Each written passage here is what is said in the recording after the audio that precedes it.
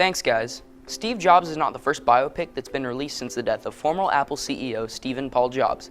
This Danny Boyle-directed iteration of the man behind the turtleneck is by far the most well-written and most intense entry of them all. While the 2013 biopic Jobs starring Ashton Kutcher told the story of how Apple came to be, following the technological visionary from his days in the garage with Steve Wozniak, all the way to his unveiling of the iPod, this movie dodges that monotonous storyline and instead focuses on why Steve Jobs was the way he was, rather than how he was so successful.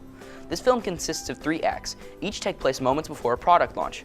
While this movie's all about the dialogue between the characters rather than any real action or violence, Aaron Sorkin's writing ensures that the dialogue alone is enough to keep you glued to your seat. Michael Fassbender gives a stunning performance as Steve Jobs, with a more mature tone than Ashton Kutcher's portrayal, as this iteration received an R rating due entirely to the amount of pervasive language Fassbender's Jobs delivered.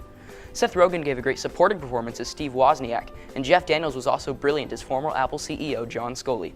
Although the movie mainly focuses on explaining the psychological reasons for Steve Jobs' brilliance, yet insubordination and short temperament, it also told the story of his daughter and their complex relationship as he attempts to change the way the world viewed personal computing. This is why I'm giving Steve Jobs 4 out of 5 stars. Be sure to check out my full review in the newspaper on Monday. For all of you competitive shooter fans, Black Ops 3 was released at midnight, making this day 1 of this year's installment of the blockbuster multiplayer shooter. On another note, Fallout 4 is releasing next Tuesday. Developer Bethesda is expecting this installment of their post-apocalyptic RPG to outsell their best-selling game, Skyrim. We now go back to Austin Daly with more news.